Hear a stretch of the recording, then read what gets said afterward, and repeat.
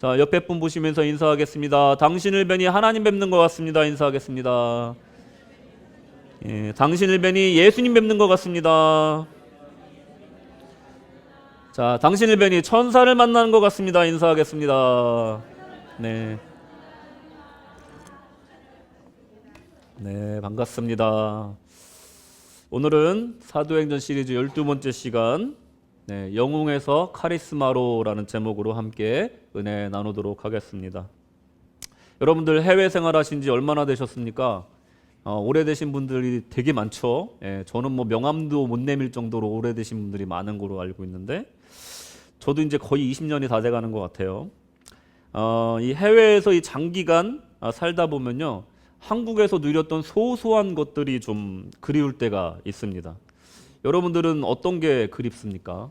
뭐 딱 봐도 알겠네요. 예. 먹는 거, 그죠? 한국 음식이 많이 그리우실 거예요. 뭐 아무리 맛있게 한다고 해도 한국에서 좀 노멀하게 하는데 가도 한국이 더 맛있죠.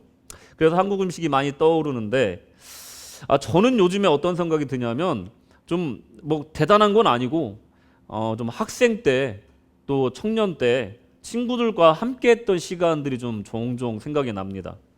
뭐 대단한 건 아닌데, 뭐 문학의 밤 준비하고, 뭐 찬양 준비하고, 수련회 가서 뭐 새로운 친구들 만나고, 뭐 중간중간 수다 떨고 농담하고, 뭐 그랬던 일들이 많이 그립습니다. 그래서 TV에서 남자들 여럿이서 앉아서 뭐 농담하고 이렇게 하는 걸 보면 참 소소하지만 참 내 친구들이 그립다 하는 생각이 종종 듭니다. 우리가 뭐 청년회 활동할 때도 예배 끝나고 나면 항상 동네에 있는 죄송합니다, 호프집에서 치킨을 팔아서, 저희는 술을 안 먹으니까 치킨을 팔아서 치킨 먹으러 갔던 기억이 나는데, 그 사장님이 항상 했던 얘기가 무슨 머스마들이 그렇게 술도 안 마시면서 2시간 동안 수다를 떠냐 할 정도로 우리 친구들 만나면 참 대화가 재밌고 즐거웠던 기억이 납니다. 근데 이 젊은 학생 청년들, 특히 남자들이 모여서 주로 무슨 얘기를 할까요, 여러분? 뭐가 대부분 대화의 주제일까요? 여자친구 없는 얘기를 하겠죠, 그죠? 대부분 여자친구 없으니까. 대부분 이성에 대한 얘기가 절반이고, 나머지 절반은 굉장히 유치한 얘기들을 많이 합니다, 남자들은. 뭐 예를 들면 뭐 자기가 존경하는, 아니면 자기가 좋아하는 스포츠 스타들 얘기를 한다거나, 뭐 이런 거 있어요. 되게 유치한 얘기. 영웅담을 뺄 수가 없습니다.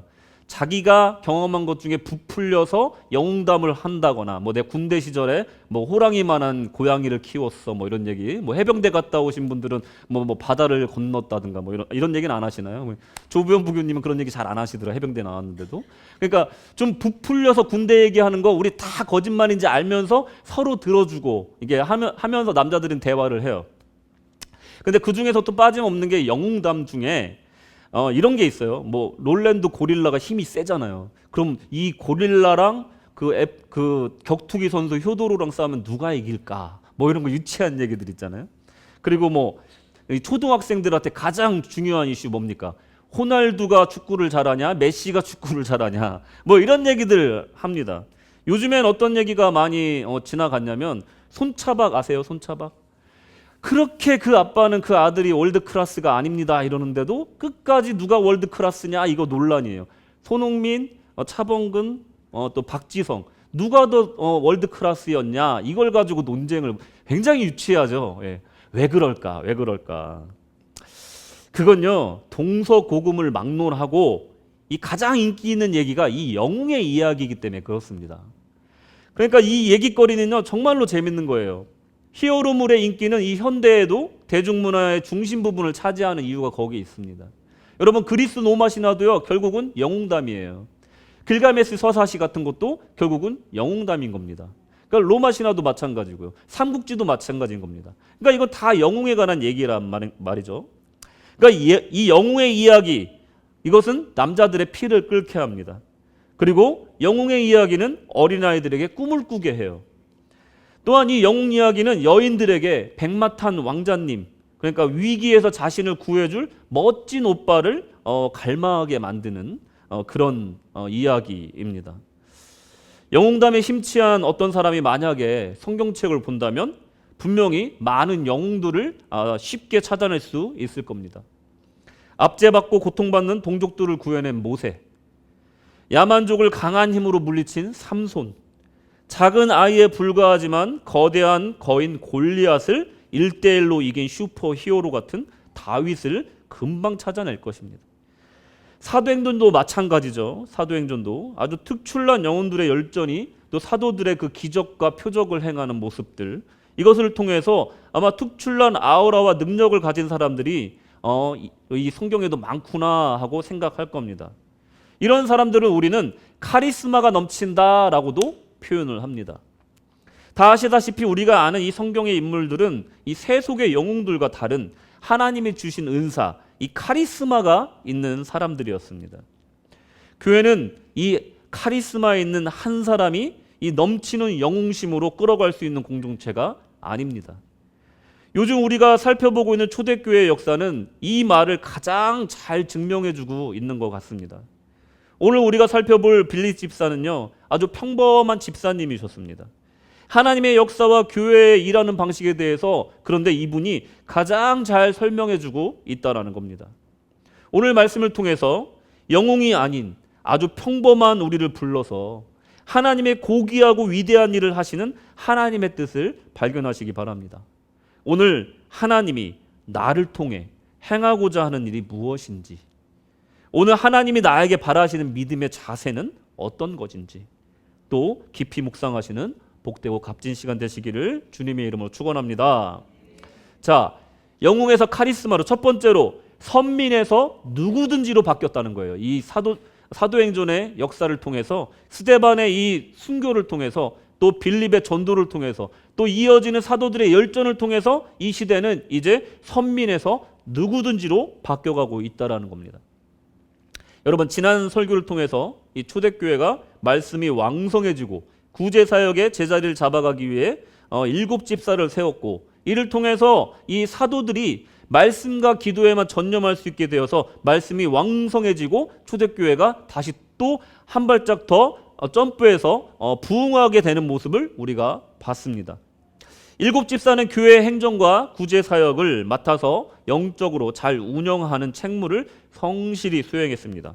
하지만 하나님은 안정된 교회로 멈춰 있는 것을 원하지 않으셨고 그거에 만족하지 않으셨다라는 거예요.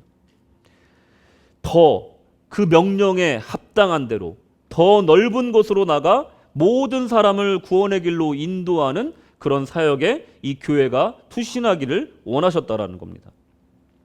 교회에는요, 이제 큰 환난과 핍박이 찾아왔고 그 와중에 모범적이고 성령에 충만한 집사인 스데반이 순교하게 됩니다. 이 스데반의 순교는 이제 교회가 좋은 교회에서 더 좋은 교회, 하나님의 소명에 더 충실한 교회로 나아가는 전환점을 제공했다라고 평가를 합니다. 이 핍박은요, 심해졌어요. 사도들을 제외하는 모든 사람들이, 거의 모든 사람들이 사방으로 흩어집니다. 사도들은 예루살렘 교회를 지키고 있었지만 대부분의 사람들은 흩어졌어요. 이것은 교회의 위기였습니다. 여러분 생각해 보십시오. 우리 교회가 핍박을 받아서 여기 계신 분들이 저하고 김사관만 남겨놓고 다 흩어졌다고 생각을 해보십시오. 교회에 사람이 없다라고 생각해 보세요. 마치 코로나 때처럼 우리가 교회에 못 나오고 다 흩어져야 되는 상황이 됐다고 생각을 해보세요. 이거는 엄청난 위기인 겁니다. 그런데 하나님이 허락해 준 위기에는 분명히 기회가 있다는 것을 이 초대교회의 성도들은 실제 그들의 삶을 통해서 보여줍니다. 4절에 보시면 흩어졌어요. 그 흩어진 사람들이 뭘 했냐면 두루 다니며 복음의 말씀을 어떻게 했다고요? 전했다라고 기록하고 있습니다. 이건 엄청난 반전인 겁니다. 엄청나게 위기를 겪은 그 상황 속에서 말씀이 전하는 기회로 전환이 돼버린 겁니다. 그들이 그저 흩어진 것이 아니라 두루 다니면서 복음을 전했다고 기록하고 있는 겁니다. 그 말씀 전하는 사람들 중에 한 명의 예를 지금 들어주는데 그 사람이 바로 7집사 중에 한 명, 빌립 집사였어요.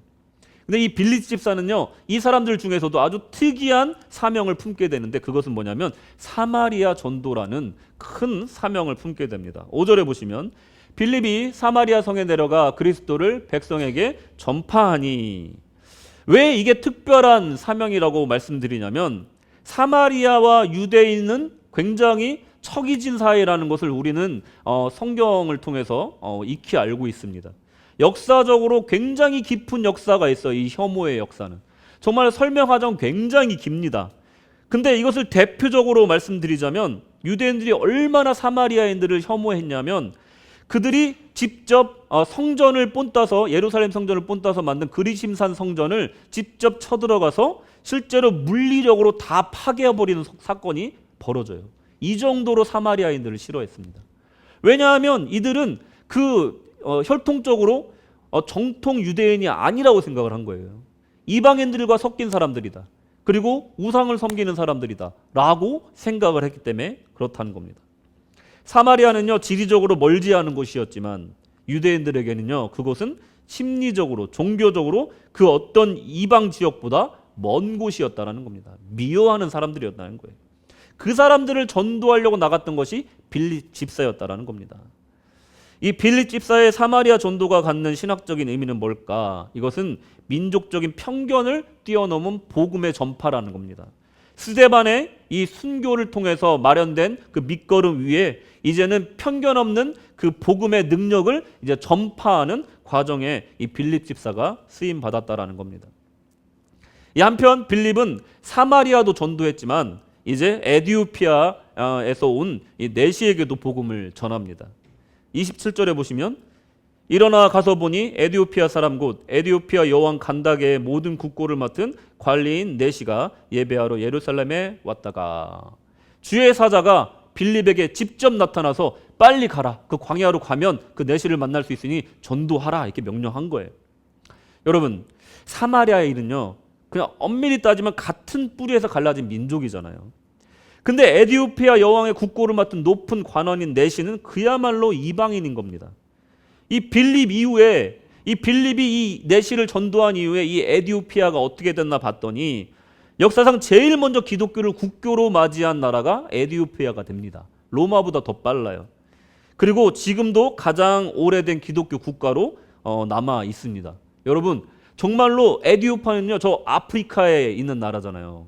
근데 정말 생뚱맞게 거기에 기독교 국가가 있는 거예요. 아프리카 그 사하라 북부 지역은 거의 다가 이슬람 국가예요. 근데 거기에 거의 유일하게 에디오피아가 기독교 국가로 지금도 남아 있는 겁니다. 그 시작이 바로 이 빌립의 전도에서부터 시작됐다라는 겁니다.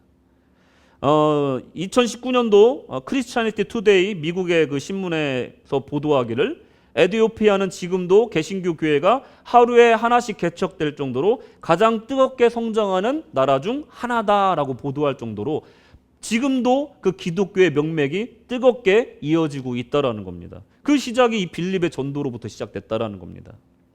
여러분, 이 두 케이스의 공통점은 무엇일까? 한번 생각해 보십시오. 바로 유대교라는 종교적 공통점을 갖고 있는 겁니다. 생각해 보세요. 사마리아인도 유대인이 인정을 하든 안 하든 간에 여호와 하나님을 믿고 성전을 갖고 있는 또 율법을 지키는 그런 유대교인이었다라는 겁니다. 종교적으로. 그리고 에디오피아에서 온 그 내시도 인종과 태생은 에디오피아 사람이었지만 그가 믿는 하나님은 여호와 하나님이었고 그리고 유대교를 믿는 사람, 유대교인이었다라는 이 공통점이 있는 겁니다. 사마리아 여인을 만났던 예수님의 이야기가 이 이야기에 대한 실마리가 될 수도 있습니다. 신학자들은요 빌립의 사마리아 전도를 예수님이 뿌린 씨앗에 빌립이 물을 주었고 베드로와 요한이 안수하여 성령을 받음으로 열매를 맺었다라고 표현을 합니다. 우리가 오늘날 조그만 선행을 하고 조그만 전도를 할 때 그 사람이 현재 믿지 않더라도 나중에라도 어떤 계기로 예수를 믿게 되고 그 사람을 통해서 그 가정이 그 지역이 구원받는 역사가 나타날 수도 있다라는 거예요. 특히나 호주라는 이 지역에서 만나는 각 나라, 각 민족들에서 온 사람들을 한 명이라도 전도했을 때 그 사람이 그 나라에 돌아가서 또 선교사로서 전도자로서 쓰임받을 수도 있다라는 것을 이 에디오피아 내시는 보여주고 있는 겁니다. 이 일을 위해서 예수님은 이 이전에 아주 오래전부터 사마리아에 방문하셨다라는 겁니다. 요한복음 4장 4절을 보시면요. 사마리아를 통과하여야 하겠는지라 라고 번역이 돼 있어요. 근데 이것을 헬라어로 찾아보면요. 저 하겠는지라가 뭐냐면 day라는 동사를 사용했습니다. 근데 영어로 하면요. must라는 조동사예요.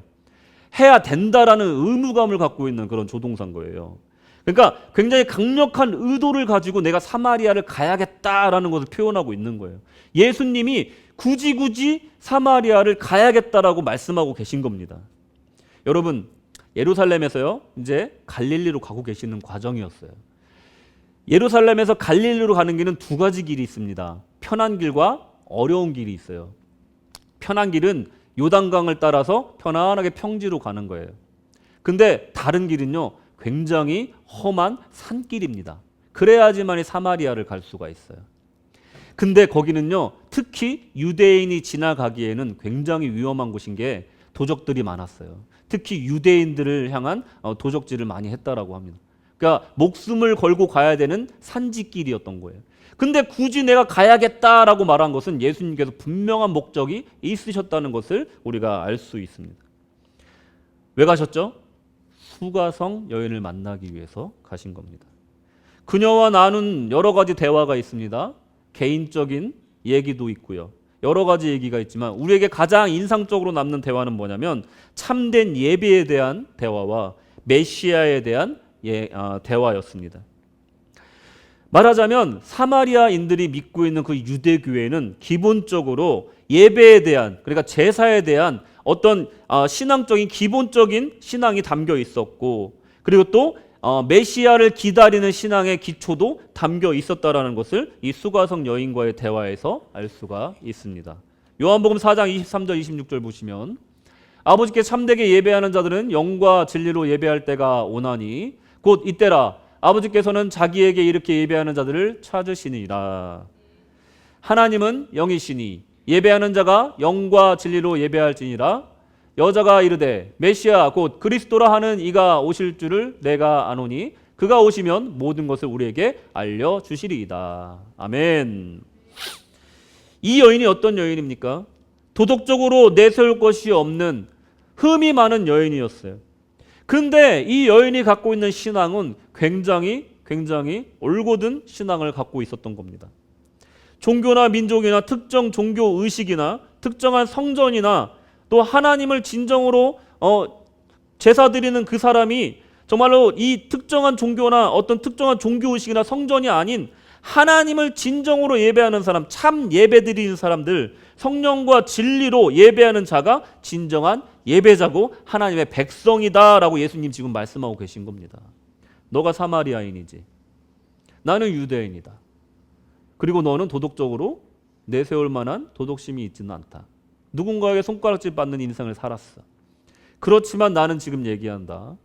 참 예배라는 것은 예루살렘 성전에서 드리는 제사도 아니고 그리심산에서 드리는 제사도 아니라 하나님 앞에 성령으로 진리의 말씀으로 드리는 진정되고 순수한 예배가 바로 참 예배다.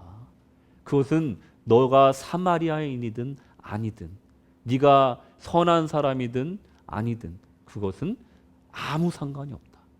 온전히 하나님을 바라보는 신앙만이 하나님의 백성이 되는 조건이다라고 말하고 계신 겁니다. 에디오피아의 내시가 읽던 말씀은 이사야서 53장 말씀입니다.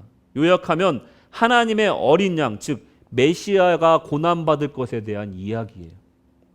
이 두 케이스에서, 이 두 사람의 신앙에서 우리가 알 수 있는 것은 바로 이겁니다. 유대인이라는 것이 중요한 게 아니다. 유대교를 믿는다는 게 중요한 것이 아니다.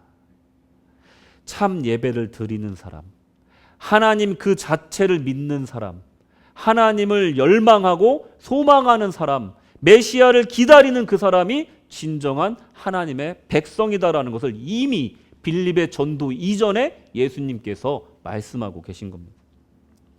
전통 유대인이 아닌 사마리아인이자 도덕적으로 떳떳한 삶을 살지 못했던 그 여인에게조차도 우리 주님이 말씀하고 계신 거예요. 그리고 이방인이었던, 그렇지만 하나님을 사모하고 하나님께 예배드리고자 그 먼 에디오피아에서 이 예루살렘 성전까지 여행을 할 정도의 순수하고 뜨거운 신앙을 갖고 있었던 그 내시에게 주어지는 하나님의 메시지는 이제 이 시대는 유대인의 시대가 아니고 선민의 시대가 아니고 누구든지의 시대이다 라고 말하고 있는 겁니다. 새 시대의 화두는 바로 누구든지입니다. 아버지께 참된 예배를 드리는 자들이 하나님의 백성이라는 거예요. 메시아가 언제 오실지 간절히 기다리던 사람이 하나님의 백성이라는 겁니다. 그게 유대인이든지 사마리아인이든지 이방이든지 백인이든지 흑인이든지 황인이든지 누구든지 하나님을 향한 본래의 신앙의 순수함을 가진 사람들이 하나님의 백성이라는 선언이라는 겁니다. 참된 예배는 더 이상 유대교의 제사도 아니고 사마리아의 그리심산에서 드리는 제사도 아니라 하나님의 영으로 진리의 말씀으로 드리는 예배다.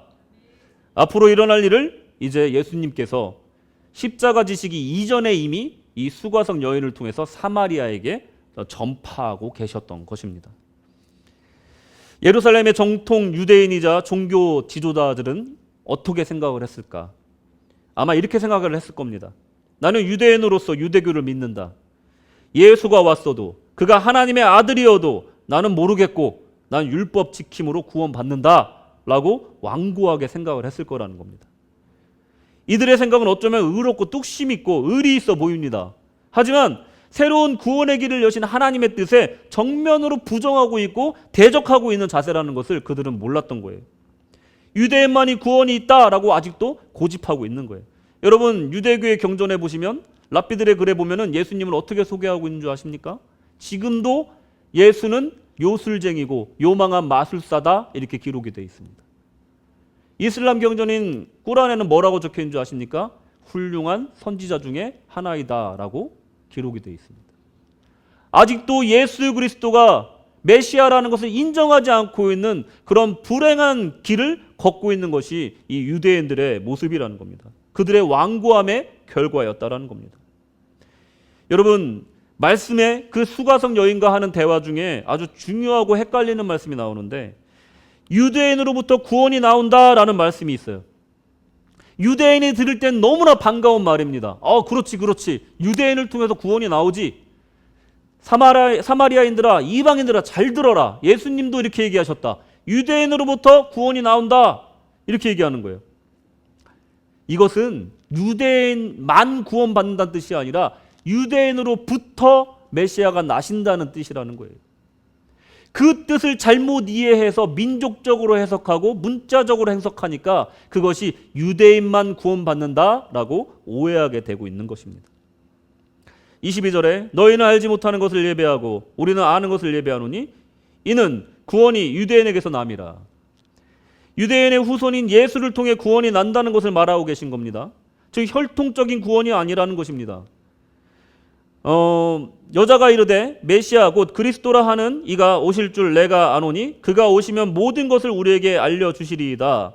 예수께서 이르시되 내가 말하는 내가 그라 하시니라. 아무것도 숨기지 않으시고 내가 바로 그리스도다라고 이 여인에게 얘기해 주신 거예요. 여러분 이 말 그대로 빌립이 사마리아에 가서 다시 똑같이 전하고 있는 겁니다. 예수가 그리스도다. 예수가 너희가 기다리는 메시아다라고 전했을 뿐인데 사람들이 회개하고 주님을 믿게 됐다라는 겁니다. 이것이 복음의 핵심이라는 겁니다. 예수가 그리스도, 이것이 복음의 핵심이라는 거예요. 유대인이 되어야만 하는 것이 아니고 유대교를 믿어야 되는 것도 아니고 율법을 온전히 지켜야만 구원받는 것이 아니라 예수가 메시아다, 예수가 그리스도다, 이 사실을 믿는 누구든지 구원을 받는다. 이것이 바로 복음의 핵심이라는 것을 빌립은 전하고 있는 것입니다. 빌립의 사마리아 전도, 에티오피아 내시 전도는 그것을 주는 의미는 무엇이냐? 누구든지 예수 그리스도라 믿는 사람이 구원받는 것이지 유대인이라 유대교라서 하나님의 선민이라서 구원받는 것이 아닌 이제 새 시대가 열렸다. 누구든지의 시대가 열렸다. 그런 복음의 시대에 우리가 살고 있다라는 선포를 빌립을 통해서 하나님은 하고 계신 겁니다. 이제 영웅의 시대는 지나가고 이제 누구든지의 시대가 도래하고 있는 것입니다. 두 번째로 영웅에서 진정한 카리스마로, 여러분 선교 계획을 할 때요 이제 사전 조사가 굉장히 중요합니다. 그냥 열정만 가지고 선교를 하면 안 돼요. 만약에 그 지역이 강렬하게 반대하는 지역에 우리가 그냥 말씀 들고 간다 해가지고 얼마나 큰 사고들이 많이 터졌습니까? 선교 전문가들은 다들 그렇게 얘기를 해요. 그곳에 만약에 토착 신앙이 있거나 아니면 기독교를 반대하는 문화가 있다면 영적으로 많이 준비해야 되고 그리고 전략을 잘 세워야 된다라고 얘기를 합니다. 여러분 섬 지역 같은 데를요 전도하러 가시면 굉장히 특이한 문화들이 많아요. 특히 작은 섬들에 가면요, 특히 용왕신을 믿는다거나, 왜 배 타고 나가니까 항상 제사를 이렇게 지내잖아요. 토착 미신이 굉장히 많습니다. 무당도 많고요, 굉장히 많아요. 그럴 때는 영적으로 우리가 준비하고 기도하면서 그 선교를 준비해야 돼요. 사마리아를 전도를 갈 때 그때 상황은 어땠을까? 빌립 집사가 사마리아 전도 갈 때 상황은 어땠냐면요, 그곳에 마술사가 한 명 있었어요. 큰 자라고 불리는 마술사가 있었습니다. 그 사람의 이름은 시몬이었습니다. 시몬. 그 성에 시몬이라 하는 사람이 전부터 있어 마술을 행하여 사마리아 백성을 놀라게 하며 자칭 큰 자라 하니. 재밌는 거는 큰 자인데 자칭 큰 자인 거예요. 이게 지금의 사이비 교주들하고 공통점이 있잖아요. 그 누구도 그 사람한테 예수라고 얘기 안 했어요. 하나님의 아들이라고 얘기를 안 했어요. 그 누구도 재림 예수라고 얘기한 적이 없어요. 내가 재림 예수다 한 거예요. 그죠? 자칭 큰 자다라고 얘기를 한 거예요. 대부분의 교주들은 그렇게 시작하는 겁니다. 자칭 큰 자라는 것은 시몬이 자신을 드러내고 크게 보이려고 했다라는 것을 말하는 거예요. 반면에 빌립은 어땠습니까? 빌립은요, 12절에 빌립이 하나님의 나라와 및 예수 그리스도의 이름에 관하여 전도함을 그들이 믿고 남녀가 다 세례를 받으니. 빌립이 큰 사람이라고 전한 적이 한 번도 없다라는 거예요. 내가 큰 사람으로서 영적인 능력을 갖고 있다라고 자랑한 적이 없다라는 거예요. 단지 하나님의 나라와 예수 그리스도의 이름만 전했다라는 겁니다. 이것이 시몬과 빌립의 가장 큰 차이점이라는 거예요. 여러분, 이 세속적인 큰 자, 즉 영웅과 하나님의 이 카리스마 받은 사람의 차이점, 그것은 빌립은 초대교회 집사로서 전도의 카리스마를 받은 사람이었다라는 거예요. 자, 카리스마에 대해서 여러분 잘 아시잖아요, 그죠? 어떤 뜻인지 잘 아시잖아요. 우리 건너편에도 그 카리스마 미용실이 있는데, 여담인데, 카리스마라는 것은 은혜, 선물, 친절 이런 뜻을 갖고 있는 헬라어 카리스라는 단어에서 파생된 말이에요. 카리스마라는 뜻은 뭐냐면 호의, 은혜의 선물, 무상의 선물, 자유로운 은사, 하나님에게 받은 재능, 이것을 뜻한다라고 사전적인 의미가 있습니다. 하나님이 주신 은사를 말하는 거예요. 값없이 주시는 걸 말하는 거예요. 세상적으로는 큰 자라 불리는 마술도 하는 이 시몬이 카리스마 있는 사람으로 세상 사람들에게 보였을지도 모른다라는 거예요. 고린도후서 12장에서 말하는 것처럼 카리스마의 진정한 의미는 뭐냐면요, 그리스도의 몸된 교회를 섬기기 위해 성령을 통해 성도 각자에게 특별하게 주어지는 구체적인 은사 또는 선물 등을 가르친다. 뭐라고요? 그리스도의 몸된 교회를 섬기기 위해 성령을 통해 받는 은사나 선물이 바로 카리스마라는 겁니다. 한 명의 세속적인 큰 자, 즉 영웅과 하나님이 주시는 이 카리스마의 사람, 공통점과 또 차이점이 있어요. 공통점은 사람들이 따른다는 겁니다. 시몬도 사람들이 따랐어요. 그리고 빌립도 많은 사람이 빌립을 따랐습니다. 6절에 보시면 무리가 빌립의 말도 듣고 행하는 표적도 보고 한 마음으로 그가 하는 말을 따르더라. 이 빌립을 따른 이 사람들의 이 모임은 어떤 거냐면, 이것은 빌립이 잘나서 따른 게 아니라는 거예요. 교회의 질서에 반하지 않는 선에서 전도를 받고 새신자로서 교회의 일원으로 키워지는 과정에서 빌립이 영적인 멘토의 역할을 감당한 거라는 거예요. 시몬도 따르는 사람들이 많았는데 10절에 보니까 낮은 사람부터 높은 사람까지 다 따르며 이르되 이 사람은 다 크다 일컫는 하나님의 능력이라 하더라. 시몬의 이 영적인 능력에 매료되어서 따라다닌 거예요. 하나님의 그 복음 때문에 따라다닌 것이 아니라, 하나님의 나라의 복음 때문에 따라다닌 것이 아니라 시몬 그 자체에 놀라서 따라다녔다라는 겁니다. 이게 가장 큰 차이점이라는 거예요. 오랫동안 그 마술에 놀랐으므로 그들이 따르더니. 여러분, 마술은요, 요즘에 뭐 TV 프로 중에도 마술 뭐 컴피티션 하는 프로그램이 있더라고요. 마술은요, 기본적으로 와우하게 하는 거예요. 놀라게 하는 겁니다. 와우 하는 거야. 와우 하는 거예요. 예. 마술은요, 그런 거예요. 있던 게 없어지니까 와우. 또 없던 게 생기니까 와우 하는 거예요. 상자에 들어갔는데 사람이 없어지는 거예요. 또 어딘가에 있던 사람이 갑자기 사라져 버리니까 그게 와우 놀라는 거예요. 말초적인 어떤 감동이라는 거죠. 그럼 빌립의 이 마술과 이 시몬의 마술과 가장 다른 빌립의 이 사역은 뭐냐? 아프던 사람이요, 나음을 얻은 거예요. 못 걷던 사람이 걷게 되는 겁니다. 귀신 들려서 처참하게 살던 사람이 그 삶이 변해서 축복받은 삶, 기쁜 삶으로 바뀌었다라는 거예요. 복음이 들어가는 곳에는 실질적인 인생의 변화가 나타난다는 거예요. 말초적인 감동이나 기쁨이 아니라 실질적인 변화가 일어난다는 겁니다. 이것이 바로 시몬과 빌립의 가장 큰 차이점이었다라는 거예요. 나를 내세우던 마술사는 내 이름이 높아지는 결과 외에는 가진 게 없어요. 하지만 하나님을 높이며 복음을 전했던 빌립은 사람들의 인생 하나하나를 변화시키는 놀라운 일과 그 성이 기쁨에 가득 차는 역사가 나타났다라고 오늘 본문에서는 기록하고 있습니다. 여러분, 나를 내세우는 것은 이런 결과를 낳는 겁니다. 설교를 준비하면서도요, 여러분, 제가 아시다시피 저는 개그 욕심이 있습니다. 여러분들을 재밌게 해주고 싶어요.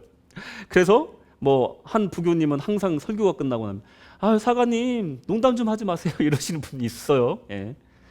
그래서 제가 토요일 날 저녁에 하는 일이 뭐냐면 내 생각을 누르고 또 제가 괜히 나를 드러내려고 하는 생각을 누르려고 많이 점검을 하고 잘라내고 지워버립니다.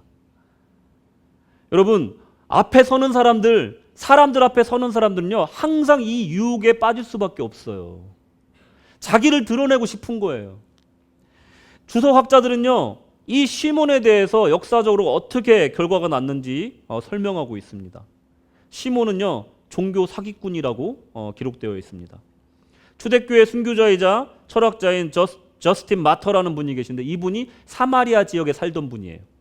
자신이 본 시몬에 대해서 어떻게 얘기하고 있냐면 그 지역에 많은 해악을 끼쳐서 그 사마리아 지역의 거의 최초의 사람으로서 신이라고 추앙받았던 사람이다라고 기록을 하고 있어요.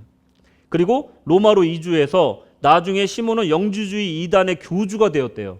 로마에서 거룩한 신 시몬에게라는 문구가 새겨져 있는 동상이 세워질 정도로 굉장히 유명한 사람이 되었다라고 역사학자들은 기록하고 있습니다.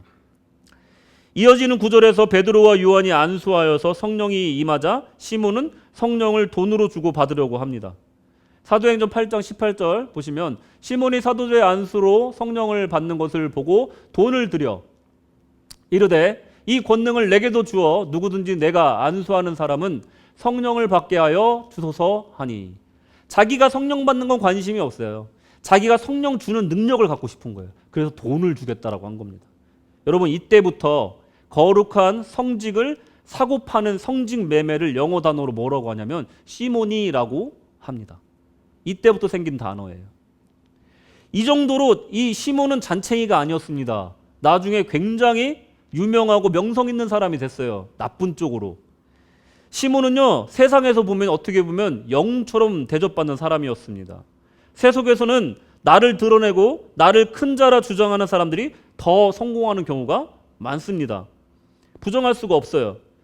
우리나라 대표적인 사이비 2단 어떤 게 있습니까? 여러분, 딱 떠오르는 2단 뭡니까? 신천지. 그리고 또 그거보다 더 큰 형님이 있죠. 뭡니까? 제일 성공한 여호와 증인. 여호와 증인 약간 좀 외국물을 먹었고, 순수 우리 2단 통일교입니다. 통일교는요, 좀 교인 수는 생각보다 적어요. 19,000명. 근데 돈이 많습니다. 총 자산 8조 원. 엄청나죠. 근데 신천지는요, 돈은 좀 적어요. 5,513억. 얼마나 부러울까? 문선명이. 근데 돈은 적지만 남부럽지 않은 게 있어요. 신도수 20만 명입니다. 20만 명. 큰일 났어요. 지방 도시에 가면요, 신천지 모임 있으면 마비가 된답니다. 이런 시대에 우리가 살고 있어요. 큰 자가 되는 것은요, 이렇게 부와 명예를 안겨줄 때가 있다라는 거예요. 유명한 사람, 유력한 사람이 되는 것은 많은 이익을 안겨줍니다. 여러분 어떻습니까? 우리가 시몬과 또 문선명, 이만희를 부러워하지 않는 이유가 무엇입니까? 우리는 그들의 끝을 알기 때문에 그렇습니다. 그 부의 끝, 그 명성의 끝이 무엇인지를 우리는 알기 때문에 그렇습니다. 또한 세상의 권력자들이나 대기업 총수들을 우리가 부러워하지 않는 이유가 무엇입니까? 부러워하신다고요? 총수들? 세상에서의 이 권력과 그리고 이 부는 결국은 없어질 것이기 때문에 그렇습니다. 우리는 하나님의 백성이기 때문에 그렇습니다. 로마서 8장 18절에 보시면 생각하건대 현재의 고난은 장차 우리에게 나타날 영광과 비교할 수 없도다. 할렐루야. 또 데살로니가전서 2장 19절 우리의 소망이나 기쁨이나 자랑의 면류관이 무엇이냐? 그가 강림하실 때 우리 주 예수 앞에 너희가 아니냐. 그 어떤 것도 우리의 소망을 꺾을 수 없는데 주님이 강림하실 때 예수 앞에 우리가 당당히 설 수 있는 그것이 이 세상에서 가장 귀한 선물이고 가장 큰 영광이다. 이 말씀하고 있는 겁니다. 오늘날 내가 큰 자라고 말하지 않고 하나님의 나라와 예수 그리스도의 이름을 전하는 이유가 여기 있다는 겁니다. 이 땅의 영웅이 되는 것, 큰 자가 되는 것은 우리가 장차 받을 영광에 비하면 아무것도 아니라는 겁니다. 진정한 카리스마는요, 여러분, 교회를 세우는 거예요. 진정한 카리스마는요, 사람들을 매료시키고 나를 따르게 하는 것이 아니라는 거예요. 한 알의 밀알이 되어서 희생하여서 한 영혼을 주님께 인도하는 것임을 잊지 마시기 바랍니다. 이게 진정한 카리스마라는 거예요. 이게 진정한 은사의 사용법이라는 겁니다. 교회 내에서 진정한 카리스마는 자신이 유명해지고 영향력 있는 사람이 되는 것이 아니라 받은 은사에 충실하게 겸손하게 교회에 합심하고 협력하는 것이라는 것입니다. 진정한 카리스마는 이런 거라는 거예요. 빌립의 카리스마는 교회를 세우고 사도들과 동역하였다는 것을 이어지는 말씀에서 설명하고 있는데 아주 특이한 구절이 나옵니다. 뭐냐면 세례에 관한 거예요. 세례와 성령에 관한 거. 이 세례를 받으면 대부분 성령이 임하는 거예요. 근데 그렇지 않은 경우도 종종 있었지만 대부분 세례를 받으면 성령을 받는다라고 성경에서는 기록하고 있어요. 근데 오늘 본문에 보면요, 그 병고침도 받고 귀신을 내쫓임을 받고 정말 기쁨이 넘치게 예수 그리스도를 믿게 된 그 사람들이 세례를 받았는데 성령을 아직 못 받았다라고 아주 특이한 기록을 남기고 있습니다. 아, 왜 그러셨을까? 왜 하나님께서는 이렇게 성령을 인터벌을 주셨을까? 보통 이 일들을 보면서 시몬을 앞서가지 않고 이 겸손한 이 빌립은 앞서가지 않고 이 겸손히 예루살렘에 있던 베드로와 요한서들을 초청하면서 이 성령이 임하게 됩니다. 17절에 이에 두 사도가 그들에게 안수함에 성령을 받는지라. 아멘. 이것은요, 빌립이 어떤 전도자로서 어떤 부족함이 있다라는 뜻을 말하는 게 아니에요.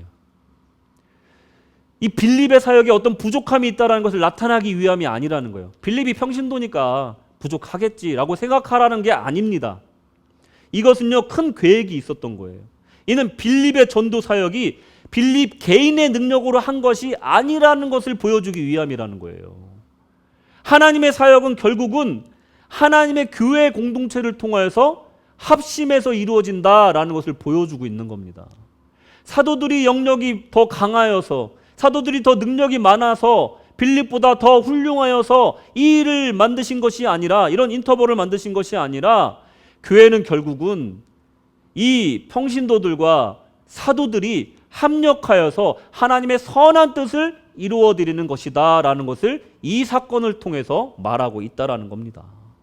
여러분, 이제 이 사건을 통해서 예루살렘에 있는 초대교회는 큰 도전의 메시지를 받게 되는 거예요. 내가 이제 예수님의 이 지상 명령이 떠오른다 이거예요. 이제 더 이상은 내가 예루살렘 교회에만 머물러 있으면 안 되겠다라는 큰 도전의 메시지를 이 빌립이라는 이 전도자를 통해서 얻게 되는 겁니다. 빌립은 앞장섰고 또 사도들에게 깨달음을 주었습니다. 그 결과 초대교회는 본격적으로 선교적 교회가 되는 길로 나아갑니다. 이 역사는 단지 한 명의 믿음 좋은 빌립 집사가 교회를 바꿔놓았다, 이것을 보여주는 것이 아니라는 거예요. 어떨 때는 사도가 성도로 이끌고 특수한 상황에서는 하나님은 빌립과 같은 평신도 사역자들을 들어서 교회 전체에 도전의 메시지를 주신다는 것을 보여주고 있는 거라는 겁니다. 교회는 절대 한 명의 영으로 움직이지 않습니다. 각양의 은사, 즉 카리스마를 받은 사도와 성도들의 실천적인 믿음과 합력으로 이루어진다라는 거예요. 여러분, 몸이 달려가려면요, 눈은 앞을 보고 장애물을 감지해야 되고, 코는 충분한 공기를 들이마시고 내쉬어야 됩니다. 폐는 산소를 걸러내야 돼요. 심장은 더 많은 혈액을 공급해야 되고, 그리고 팔다리는 교차해서 빠르게 움직여야 달릴 수 있는 게 우리의 몸이에요. 교회도 마찬가지입니다. 각 지체들은 각자 받은 은사에 맞게 자기의 역할을 충실히 해야지만이 교회가 뛰어갈 수 있는 겁니다. 내가 왜 눈이야? 왜 나는 코야? 나는 왜 폐야? 보이지도 않게. 왜 나는 더럽게 발이야? 이렇게 생각하는 순간 몸은 뒤엉키게 돼 있다는 겁니다. 몸의 한 부분이라도 건강하지 않으면 그 부분만 아픈 것이 아니라 몸이 아프다라고 표현하는 것입니다. 교회는 한 몸이라는 뜻은 바로 거기에 있다라는 거예요. 그 카리스마에 높아지지 않고 각자 고유한 역할이 있을 뿐이라는 겁니다. 자신이 역할이 마음에 안 든다고 해도 끝까지 해내는 것이 충성 그리고 믿음이라는 겁니다. 교회에서 각자의 은사를 활용하여 골고루 활동할 때 그 교회가 건강한 교회고, 내가 큰 자가 되기보다 맡은 자리에서 충성하는 성도가 있는 교회가 앞으로 끊임없이 나아갈 수 있다라는 겁니다. 결론입니다. 사도행전 8장 26절. 주의 사자가 빌립에게 말하여 이르되 일어나서 남쪽으로 향하여 예루살렘에서 가사로 내려가는 길까지 가라 하니 그 길은 광야라. 주의 사자를 보내시면서까지 빌립을 광야로 보내십니다. 험한 길이었겠죠. 사마리아에 머물던 빌립에게 급히 주의 사자가 광야로 가라고 한 이유는 무엇일까? 그 시대의 사람들이요, 에티오피아를 생각하는 그 마음으로 알면 돼요.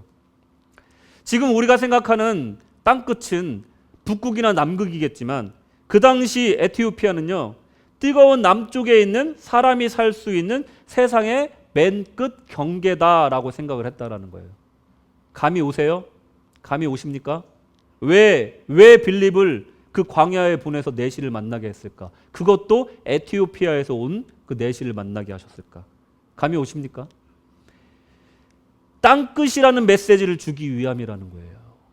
너희들이 가야 될 곳은 땅끝이라는 메시지를, 이 예루살렘 교회에게 도전의 메시지를 빌립을 통해서 주기 위해서 이 에티오피아 내시를 빌립이 만나게 하셨다라는 겁니다.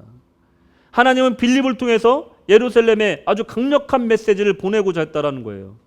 빌립 집사는 사마리아 지역과 에티오피아 내시를 전도함으로써 예루살렘 형제들에게 예수님의 지상 명령을 다시 한번 일깨워 줍니다.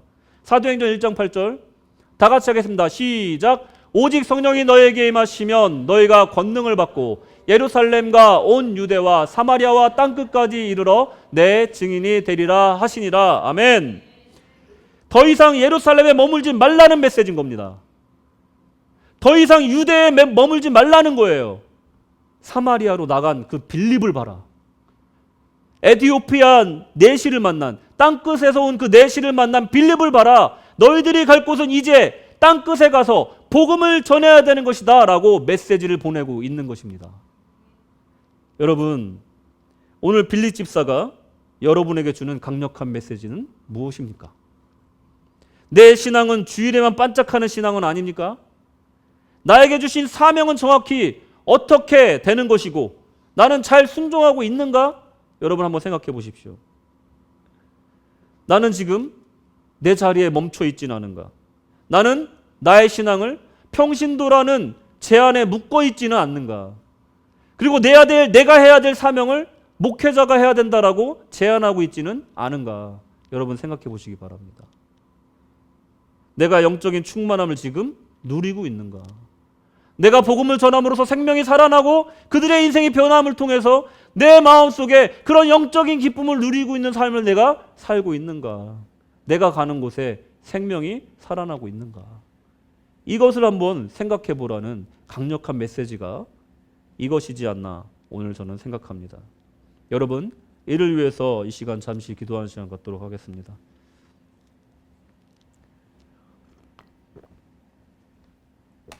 내가 있는 자리에서 내가 어떤 것으로 주님께 헌신해야 되고 내가 하나님이 기뻐하시는 일이 무엇인지 혹시라도 외면하고 있지는 않은가? 나는 너무 작은 역할에 만족하고 있고 그리고 내가 해야 될 하나님의 소명에 대해서 외면하고 있지는 않은가 이 시간 회개하는 시간 갖도록 하겠습니다. 그리고 주님 내가 여기 있사오니 저를 보내주시옵소서. 그것이 교회에서 봉사하는 일이든 아니면 우리 교회에서 머물면서 저 멀리 떨어져 있는 선교사님들을 후원하는 일이든 아니면 내가 직접 나가서 선교를 하는 일이든 아니면 내 지역에 있는 사람들 전도하는 일이든 아니면 어려움 당한 형제들을 도와주는 일이든 그 어떤 것이든 내가 받은 카리스마에 맞게 내가 받은 은사에 맞게 나는 정말로 필립 집사와 같이 잘 행하고 있는가 한번 돌아보는 시간 주님 앞에 결단하는 시간 갖도록 하겠습니다. 주여 한번 외치고 기도하겠습니다. 주여 아버지 아버지여 내가 여기 있사옵나이다. 주님의 몸된 교회를 위하여서 내가 무엇을 해야 될지 어떤 것으로 주님 앞에 더 헌신해야 될지 알려주시옵소서. 나를 제한하지 말게 하시고 나를 묶어놓지 말게 하시고 하나님이 원하시는 바 뜻하시는 바대로 흩어져서 전하게 하여 주시옵소서. 하나님이 나에게 주시는 메시지를 정확히 파악하게 하시고 하나님이 나에게 원하시는 헌신이 무엇인지를 알게 하여 주시옵소서. 주시옵소서. 알게 하여 주시옵소서. 하나님이여 성령을 통하여 감화 감동시켜 주시옵소서. 주시옵소서. 주시옵소서. 하나님 사람의 깨달음으로 할 수 없사오니 성령의 충만함으로 움직이게 하여 주시옵소서. 주의 영으로 강권하여 주시옵소서.